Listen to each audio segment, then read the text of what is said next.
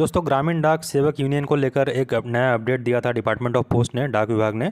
15 फरवरी 2024 को ये letter issue हुआ और ये किस बारे में है तो हम इसका पूरा डिटेल देखेंगे। फिलहाल आप देखिए, जितने भी जनरल सेक्रेटरी हैं जीडीएस यूनियन के, उन सभी को ये लेटर इशू हुआ है। यहाँ देख सकते हैं, to the general secretary, all India Gramin Dak सेवक यूनियन, नेशनल यूनियन ऑफ ग्रामीण डाक सेवक, भारतीय ग्रामीण डाक सेवक कर्मचारी संघ और all India postal employees union Gramin Dak Sevak. तो इन सभी यूनियन के जनरल सेक्रेटरी को लेटर इशू हुआ है। सब्जेक्ट में अगर आप देखेंगे तो regarding formulation of separate distinct category of GDS BPM, GDS ABPM and GDS packer. आपको पता है कि ग्रामीण डाक सेवक में 3 कैटेगरीज हैं। सबसे पहला है बीपीएम, उसके बाद जीडीएस एबीपीएम और तीसरा है डाक सेवक, टीएस जिसको बोलते हैं शॉर्ट फॉर्म में।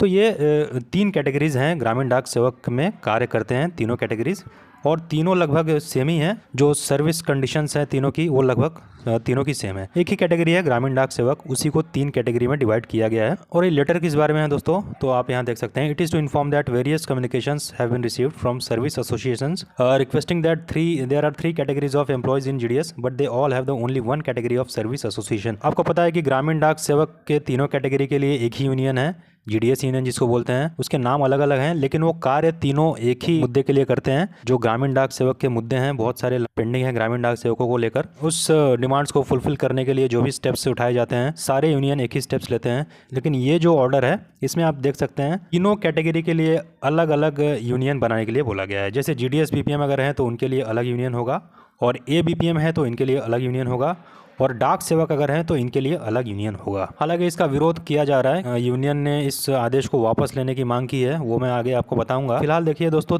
इन तीनों कैटेगरी के लिए अलग अलग यूनियन बनाने के लिए आदेश किया गया है, और ये ग्रामीण डाक सेवक के हित में नहीं है दोस्तों, क्योंकि अगर तीनों के लिए एक यूनियन काम करती है तो उसको एक मजबूत संघ कहा जा सकता है, और अगर तीनों के लिए अलग अलग यूनियन कार्य करेगी तो इसमें थोड़ा सा यूनियन के बंटने के चांसेस है, और हो सकता है प्रॉपर अटेंशन न मिले। लेकिन डिपार्टमेंट का ऐसा कहना है कि अगर तीनों के लिए अलग अलग यूनियन कार्य करेगी तो तीनों की डिमांड्स जल्दी फुलफिल होगी। लेकिन इसका उल्टा होगा, क्योंकि आपको पता है अगर तीनों बट जाएंगे तो फिर उसमें जो संघ में जो संख्या है वो कम हो जाएगा, और यूनियन के कमज़ोर होने के भी चांसेस हैं।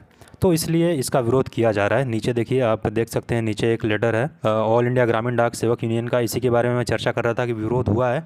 26/2/2024 को ये लेटर इशू हुआ, और ये सेक्रेटरी को भेजा गया है, डिपार्टमेंट ऑफ पोस्ट के जो सेक्रेटरी हैं। इसमें देख सकते हैं, regarding proposed formation of union for set distinct category BPM, ABPM and GDS packer. यहाँ उसका रीज़न बताया गया है डिपार्टमेंट ऑफ पोस्ट को, क्योंकि जो आदेश पारित हुआ है अलग अलग यूनियन बनाने के लिए, वो सक्सेस नहीं हो पाएगा, उससे और परेशानियां बढ़ेंगी ग्रामीण डाक सेवकों के लिए। और उसके लिए क्या तर्क दिया गया है यूनियन द्वारा, तो हम देखेंगे उसको। सबसे फर्स्ट में देखिए, there are same recruitment rules and the same system for recruitment, the qualifications required for appointment of all this post are identical. सबसे पहला पॉइंट है दोस्तों कि जो रिक्रूटमेंट रूल है, जो भर्ती की प्रक्रिया है, वो तीनों के लिए सेम है, और क्वालिफिकेशन भी तीनों के लिए सेम है। तो जो पोस्ट है वो अलग अलग कैसे हो सकते हैं, वो भले ही अलग अलग हैं, लेकिन जो कार्यशैली है वो लगभग तीनों का बराबर ही है। और सेकंड में देखिए, in many cases 1 person performs the work of both GDS BPM and A BPM. बहुत सारे बीओ में हमने देखा सिंगल हैंड में अगर जो बीपीएम है वही ए बीपीएम का भी कार्य करते हैं, और जो ए बीपीएम है वो बीपीएम का भी कार्य करते हैं। तो ये चलता है दोनों में, तो इसलिए दोनों का नाम, जो नॉमेनक्लेचर है वो अलग है, लेकिन जो कार्य है वो सेम है। और देखिए, एग्जाम्पल में बताया गया है कि जो एसपीएम या पीए हैं, जो एसओ या एचओ में कार्य करते हैं, वो पोस्टमैन का कार्य नहीं करते, और पोस्टमैन भी पीए या एसपीएम का कार्य नहीं करते। तो वो दोनों डिफरेंट पोस्ट हैं, लेकिन यहाँ पर बीपीएम एबीपीएम का कार्य कर सकते हैं, और एबीपीएम भी बीपीएम का कार्य कर सकते हैं। तो वो पोस्ट भी अलग अलग नहीं होना चाहिए, उसको सेम माना जाए। और 3 में देखिए, rule 3A deals with the terms and conditions of engagement. सब rule 4 thereof read as follows.